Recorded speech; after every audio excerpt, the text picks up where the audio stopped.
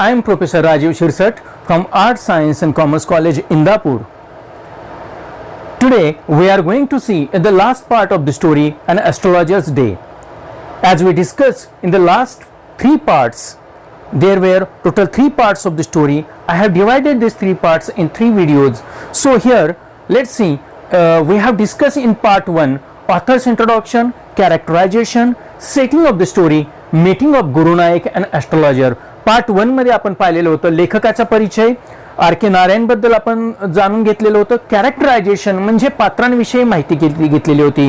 त्यामध्ये काही पात्र होती, यामध्ये एक मेजर कॅरेक्टर होतं ॲस्ट्रोलॉजर, दुसरं मेजर कॅरेक्टर होतं गुरु नायक, काही मायनर कॅरेक्टर होते जसे की ॲस्ट्रोलॉजरची वाईफ, तेथील क्राऊड आणि एक ग्राउंडनट वेंडर होता. या पात्रांविषयी आपण जाणून घेतलं. त्यानंतर आपण पाहिलं सेटिंग ऑफ द स्टोरी. ही जी स्टोरी होती त्याची पूर्णपणे सेट केलेली आहे ही एका टाउन हॉल पार्क मध्ये आणि ॲस्ट्रोलॉजरच्या घरी, आणि दुसरं लोकेशन एक होतं पार्क मधील एक चिंचेचं ते झाड. अशा स्वरूपाची ती स्टोरी आपण पाहिली. त्यानंतर आपण पार्ट 1 मध्ये पाहिलेलं होतं meeting of Guru Nayak and astrologer. त्यांची मीटिंग कशी झाली, अत्यंत शॉकिंग क्लायमॅक्स त्या मीटिंग मधून घडलेला होता आणि ॲस्ट्रोलॉजर ला तो आलेला एक अनुभव विचित्र होता. It was a twist of the story and twist of astrologer's life. हे पार्ट 1 मध्ये पाहिलं. पार्ट 2 मध्ये आपण रिडिंग ऍक्टिव्हिटी पाहिली, लाईन टू लाईन एक्सप्लेनेशन पाहिलेलं होतं. जशी की स्टोरी सुरुवात होते स्टोरीची ॲस्ट्रोलॉजरने म्हणजे ॲस्ट्रोलॉजर नेच स्टोरीची सुरुवात झाली. जसं की ॲस्ट्रोलॉजर त्या पार्कमध्ये बसलेला होता, अवतीभोवती क्राऊड होता, तो लोकांची उनी धुनी गाराणी ऐकत होता आणि त्यांचा तो प्रॉब्लेम सॉल्व्ह करत होता. त्याच मार्केटमध्ये बाकीचे वेंडर्स होते. रात्रीच्या वेळेला सुद्धा कंदिलाच्या प्रकाशामध्ये लोक त्या ठिकाणी व्यवसाय करत बसलेले असायचे. तो लोकांच्या प्रश्नांची उत्तर तो देत असायचा. अशा पद्धतीचं ॲस्ट्रोलॉजरचं डेली रुटीन ऍक्टिव्हिटी होती. हे पार्ट 2 मध्ये पाहिलं.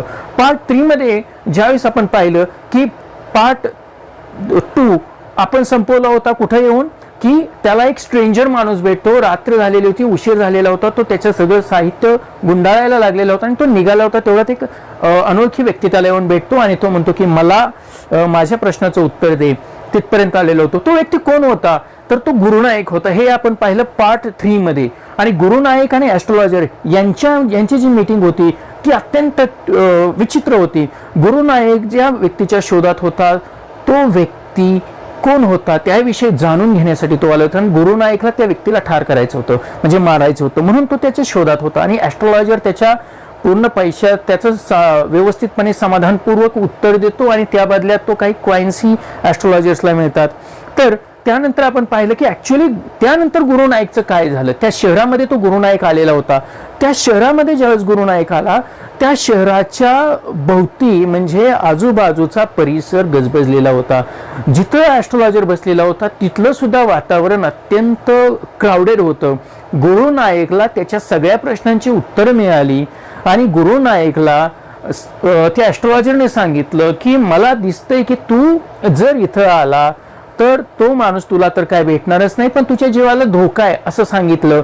आणि त्या ठिकाणी त्यानंतरचा परिसर पुढे ॲस्ट्रोलॉजरने त्याला काय सल्ला दिला, पुढं त्या गुरु नायकचं काय होतं. ॲस्ट्रोलॉजर त्याच्यानंतर खूप उशीर झालेला होता, मध्यरात्र झालेलं, त्यानंतर तो कुठं गेला हे आपण राहिलेल्या पार्ट 4 मध्ये पाहणार आहोत.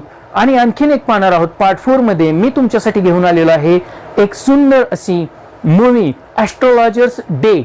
हे एक सुंदर अशी फिल्म आहे, तेही या व्हिडिओच्या शेवटी मी तुम्हाला दाखवणार आहे. So let's see part 4. The story started here with the conversation of astrologer and Guru Nayak. आपण आतापर्यंत जो पार्ट पाहिलेला आहे ते गुरु नायक आणि ॲस्ट्रोलॉजरचं कन्व्हर्सेशन चालू होतं, त्यांचं संभाषण चालू होतं आणि गुरु नायकला त्याच्या ॲस्ट्रोलॉजरकडून ज्या प्रश्नांची उत्तरं हवी होती ती मिळत गेली. त्याचं मन समाधानी होत गेलं, परंतु त्याच्या मनात अजूनही डाऊट होता की तो व्यक्ती कोण होता ज्यानं त्याच्यावरती हल्ला केलेला होता. म्हणजे त्या व्यक्तीविषयीच त्या गुरु नायकला खूप आस्था होती की ऐकायचंय. लेट्स सी पुढं म्हणजे नेमकं काय झालं हे या लाईन मध्ये आपल्याला समजून येईल. See, why should I leave home again, the other said रिफ्लेक्टिव्हली.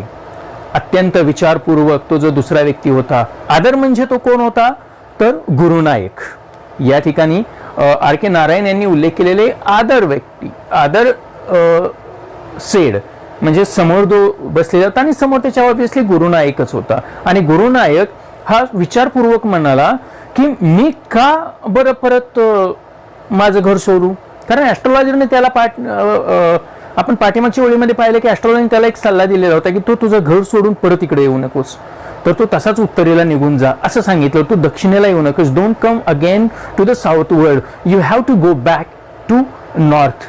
So here as this way astrologer told him. So here is mentioned, why should I leave home again. म्हणून या ठिकाणी मी परत का घर सोडायचं असं तो ॲस्ट्रोलॉजरला तो गुरुनायक म्हटला. I was only going away now and then to look for him and to chalk out his life if I met him. अजूनही त्या गुरुनायकच्या डोक्यामधला राग गेलेला दिसत नाहीये, कारण तो शोधात आलेला होता त्या व्यक्तीच्या, ज्या व्यक्तीने गावाकडे त्याच्यासोबत भांडणं केलेली होती त्या व्यक्तीच्या शोधात होता. आणि अजूनही तो ॲस्ट्रोलॉजरला सांगतोय की I was only going away now, मी फक्त आत्ताच चाललेलो आहे इथं, आणि बघ नंतर जर तो मला भेटला योगायोगाने तर मी त्याचा गळा घोटीन, मी त्याला मारून टाकेल, असं तो गुरुनायक त्या ॲस्ट्रोलॉजरला सांगत होता. इथे एक फ्रेज आलेली आहे, चोक आउट हिज लाईफ. चोक आउट हिज लाईफ म्हणजे काय, तर मारून टाकणे किंवा जीव घेणे या अर्थाने ही एक प्रोहब इथं वापरलेली आहे. Then he shook his head regretfully, he has escape my hand, I hope at least he died as he deserve. Exactly त्यानंतर लगेच ॲस्ट्रोलॉजर तिथं होता, त्यानं खूप पश्चातापाने त्या व्यक्तीने म्हणजे गुरुनायकने त्याचं डोकं हलवलं आणि तो म्हटला की तो माझ्या हातून निसटला होता. एस्केपचा अर्थ आहे की निसटून जाणे. तर तो अत्यंत लगबगीने तो त्यावेळेस भांडणं करून त्याच्यासोबत तो तिथून तो पळ काढलेला होता त्या व्यक्तीने आणि त्याच्या शोधात तो आलेला होता. आणि तो म्हणतो की माझी इच्छा आहे, आय होप, माझी आशा आहे अजून की तो खरंच मेलेला असला पाहिजे आणि जे त्याला हवं होतं तेच घडलं असलं पाहिजे त्याच्या आयुष्यात, असं तो व्यक्ती म्हणत होता. त्यानंतर काय झालं, let's see. Yes said the astrologer. आता ॲस्ट्रोलॉजर हे एवढं सगळं सांगत होता, शांतपणे आपला तो ऐकत होता आणि नंतर तो म्हटला हो हो, का नाही का नाही, तो मरायलाच हवा होता. And he was crush under a lorry. लगेच ॲस्ट्रोलॉजरने उत्तर दिलं की तो एका लॉरी ट्रक जे असते फोर व्हीलर, त्या मोठ्या ट्रकच्या खाली तो चिरडून गेलेला आहे, एका गाडीखाली तो चिरडून मेलेला आहे. क्रश म्हणजे चिरडून मरणे. तर असं ॲस्ट्रोलॉजरने त्याला सांगितलं. And the other looked gratified to hear it. आणि हे ऐकताच जो गुरुनायक होता म्हणजे अदर तो व्यक्ती, त्याला खूप आनंद झाला, तो उत्साही झाला. आणि next let's see again what happen about this. See in the next line. The place was deserted by the time the astrologer picked up his articles and put them into his bag. Look at the situation was very bad for astrologer because it was late night and he wanted to go home early. And so the place was deserted by the time. जसा वेळ निघून गेला, सूर्य मावळत गेला, त्या ठिकाणचा तो जो परिसर होता, ते ठिकाण होतं ते पूर्णपणे ओशाळत चाललेलं होतं. तिथं कोणीही माणूस राहिलेलं नव्हतं आणि अंधार भडक होत चाललेला होता. तसंच लगेच त्या गुरुनायकच्या प्रश्नाचं उत्तर दिलं आणि त्याने त्याचं सगळं साहित्य, त्याने त्याचं आर्टिकल्स जे होते ॲस्ट्रोलॉजरचे ते गुंडाळायला सुरुवात केली आणि तो त्याच्या बॅगेमध्ये ठेवायला लागला. The green shaft was also gone, living the place in the darkness and silence. Look at green shaft of light, जे आपण पाठीमागं पाहिलेलं होतं की त्या ठिकाणी ग्रीन शाफ्ट ऑफ लाईट्स होत्या, म्हणजे बाकीच्या जे काही व्यावसायिक होते त्यांच्या काही दुकानं चालू होती आणि त्यांनी लावलेल्या त्या ग्रीन लाईट्स होत्या त्याही गेलेल्या होत्या, कारण तीही माणसं तिथून निघून गेलेली होती. आणि तिथं अंधार, त्या ठिकाणी पूर्ण शांतता सोडून सगळे काही व्यापारी तिथून निघून गेलेले होतं. फक्त तिथं राहिलेलं होतं तो ॲस्ट्रोलॉजर आणि तो गुरुनायक, हे दोघंच त्या ठिकाणी उरलेले होते. The astrologer was in hurry. Let's see what happened next. The stranger had gone off into the night after giving the astrologer a handful of coins. आणि तो त्याचं साहित्य गुंडाळत असताना, तो त्याच्या बॅगमध्ये ठेवत असताना तो स्ट्रेंजर म्हणजे कोण, अजूनही या ठिकाणी आपलं कन्फ्युजन होऊ नये. स्ट्रेंजर, अदर मॅन हे दोघंही गुरुनायकीसाठी वापरले गेलेले शब्द आहेत. स्ट्रेंजर म्हणजे अनोळखी माणूस, म्हणजेच तो स्ट्रेंजर, तो गुरुनायक. तिथून तो निघून गेलेला होता. रात्रीच्या अंधारामध्ये तो कुठं गायब झाला हे ॲस्ट्रोलॉजरने बघितलेलं नाहीये. आणि त्याने जाता जाता ॲस्ट्रोलॉजरला एक हँडफुल म्हणजे ओंझळभर अशा कॉइन्स देऊन गेला, जे आणि त्याचे देणं ठरलेलं होतं. तो मुठभर कॉइन्स तो त्या रात्रीच्या अंधारामध्ये देऊन त्याला निघून गेला. देन तो गेल्यानंतर ॲस्ट्रोलॉजर्सने काय केलं, where did he go, let's see in next lines. Then see the next lines are, it was nearly midnight when the astrologer reached home. His wife was waiting for him at the door and demanded an explanation. Look at the same thing happens which happens with other boys or other people. The same thing is there. What is? It was nearly midnight when the astrologer reached home. Astrologer ज्यावेळेस घरी पोहोचला त्यावेळेस पूर्णपणे अंधार काळोख पसरलेला होता. मध्यरात्र झालेली होती. आणि त्या मध्यरात्रीमध्ये ज्या वेळेला त्याची डिअर वाईफ म्हणजे त्याची बायको नेहमीप्रमाणेच दरवाजापाशी अगदी अशी उभा राहून त्या ॲस्ट्रोलॉजरची वाट पाहत होती. आणि ज्यावेळेस ॲस्ट्रोलॉजर घरी आला तोच त्याच्या बायकोने त्याला स्पष्टीकरण मागितले की का उशीर झाला. जसं की प्रत्येकाच्याच बायका उत्तर मागतात त्या पद्धतीनं ॲस्ट्रोलॉजरच्या बायकोने हे उत्तर मागितले की तुम्हाला यायला उशीर का झाला. Then he flung the coins at her and said count them. लगेच असं म्हणताच आता बायकोला शांत करायचं असेल तर त्याने लगेच युक्ती चालवली आणि त्याने त्याचे कॉइन्स जे होत्या त्याच्या हातामध्ये तो कॉइन्स घेऊन आलेला तो त्याने तिच्या समोर फेकल्या आणि म्हटला फ्लंग ऑफचा अर्थ आहे फेकणे. तर त्याच्यासमोर फेकल्या आणि म्हटला मोज, काउंट देम, त्या सगळ्या मोज किती आहेत ते. One man gave all that, एका माणसाने मला त्या दिलेल्या आहेत. असं या ठिकाणी आपण पाहतो की एका व्यक्तीने त्याला त्या कॉइन्स दिलेल्या होत्या. 12.5 आनाज शी सेड काउंटिंग. ती मोजत लगबगीने ती कॉइन्स मोजत होती. मोजल्याबरोबर तिला आनंद झाला आणि ती मोठ्याने म्हणली 12.5 कॉइन्स, हाफ आनाज म्हणजे 12.5 आणे आहेत असं तो म्हटला. असे त्याच्या बायकोने मोजल्यानंतर सांगितलं. पुढे काय झालं, शी वॉज ओव्हरजॉयड. एवढ्या कॉइन्स एवढे आणे बघून तिला आनंद झाला. ओव्हरजॉयचा अर्थ आहे खूप उत्साही होणे. I can buy some jaggery and coconut tomorrow. ती खूप दिवसापासून वाट बघत होती की ज्यावेळेस पैसे येतील त्यावेळेस मी माझ्या मुलांना काहीतरी आणेल. जागरी म्हणजे गुळ. आपल्या ग्रामीण भागातील लोकांना माहिती असेल या ठिकाणी की जागरीचा अर्थ हा गुळ होतो. तर काही गुळ आणि कोकोनट म्हणजे नारळ म्हणतात, पण नारळात जे निघतं ते खोबरं.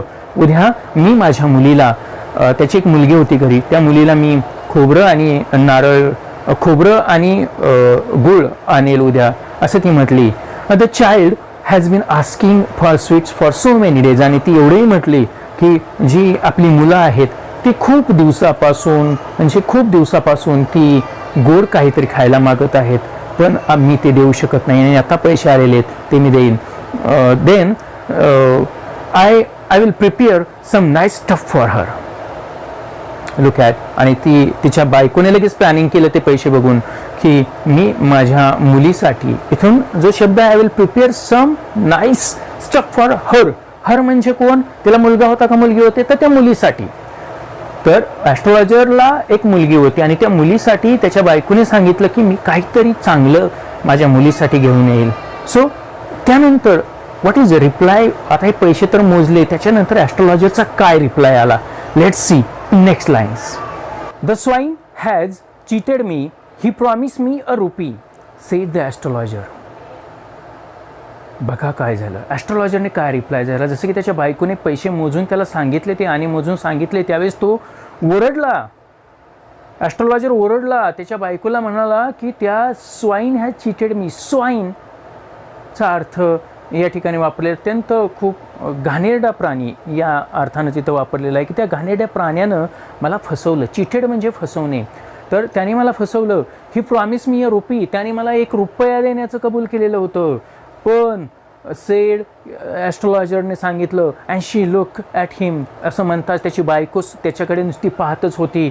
You look worried, what is wrong? Nothing.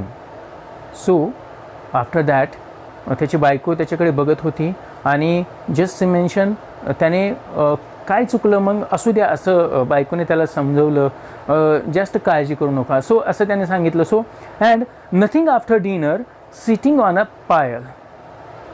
So here nothing after dinner sitting on a pyol. Pyol means it's a string cot ज्याला म्हटलेलं होतं, की एक बाज असते. त्या बाजेवरती जेवण केल्यानंतर त्यांचं जेवण झालं, जेवण झाल्याच्या नंतर ते त्या बाजूवरती बसायला लागले. त्यावेळेस ही टोल्ड हर, त्यावेळेस ॲस्ट्रोलॉजरने लगेच त्याच्या बायकोला शांतपणे सांगण्याचा प्रयत्न केला. Do you know a great load is gone from me today. Astrologer त्याच्या बायकोला म्हणाला, तुला माहिती आहे का, आज मी खूप मोठ्या संकटातून सुटलेलो आहे. ग्रेट लोड म्हणजे माझ्या डोक्यावरचं ओझं इतक्या दिवसाचं ते आज निघून गेलं, असं त्या ॲस्ट्रोलॉजरने त्याच्या बायकोला सांगितलं. And I thought I had the blood of a man on my hands all these years. Astrologer एकाच विचारात होता. तो बायकोला त्याने सांगितलं, मला वाटलं की मी म्हणजे माझ्या अंगावर एक डाग होता, की तो डाग म्हणजे माझ्या हातून कुणास तरी खून झालेला आहे. हा जो डाग होता इतक्या वर्ष, that was the reason why I ran away from home. आणि ॲस्ट्रोलॉजरने त्याला सांगितलं की जो डाग होता, एक माणूस माझ्या हातून मेलेला होता असं मला वाटायचं, आणि त्यामुळेच मी माझं घर सोडून इकडं आलेलो होतो. सेटल हिअर, सेटल म्हणजे इथं स्थायिक झालो. अँड मॅरिड यू, मी तुझ्याशी लग्न केलं. He is alive, she gas. आणि लगेच ती म्हटली, त्याची बायको म्हटली, मग तो जिवंत आहे का? ज्या माणसाला त्याने मारण्याचा प्रयत्न केला त्याला वाटत होतं की तो माणूस माझ्या हातून मेलेला आहे.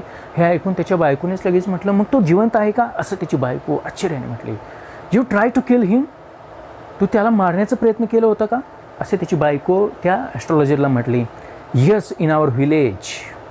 लगेच ॲस्ट्रोलॉजरने उत्तर दिलं, यस, मी त्याला मारण्याचा प्रयत्न केलेला होता, पण गावामध्ये, असं तो म्हटला. When I was a silly youngster. Astrologer लगेच सगळी स्टोरी त्याच्या बायकोला सांगायला लागला.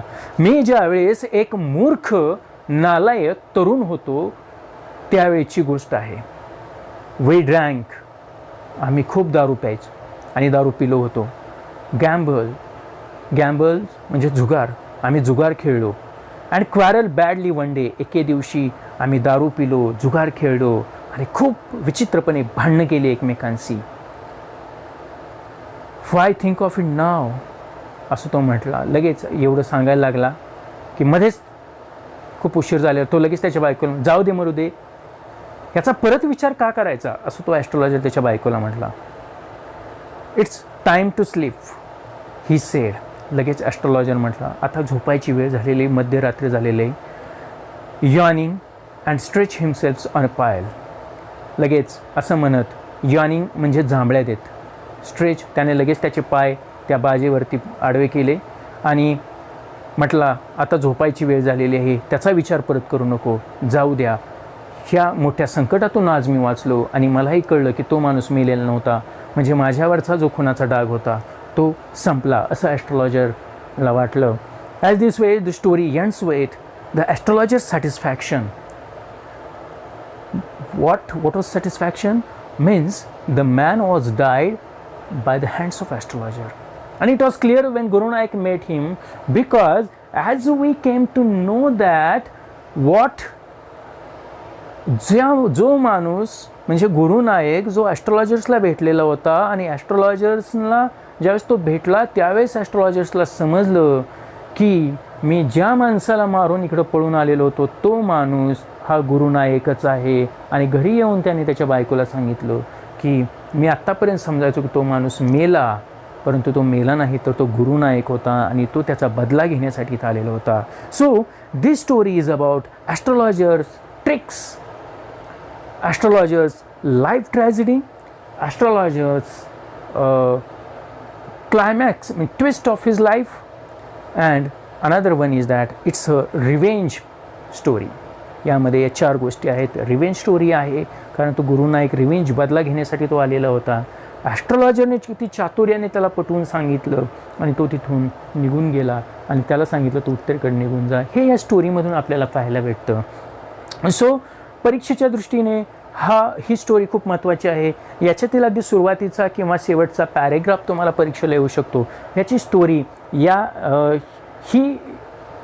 या ॲस्ट्रोलॉजर्स डेवरती एक मूव्ही तयार केली गेलेली आहे, एक शॉर्ट फिल्म आहे, ती मी तुम्हाला दाखवत आहे. त्यानंतर आपण या स्टोरीवरच्या पार्ट 5मध्ये, या स्टोरीच्या आपल्या व्हिडिओच्या पार्ट 5मध्ये आपण या स्टोरीवरच्या पूर्ण ॲक्टिव्हिटीज आणि पॅसेज बेस ॲक्टिव्हिटी आपण पाहणार आहोत. So now let's see the video.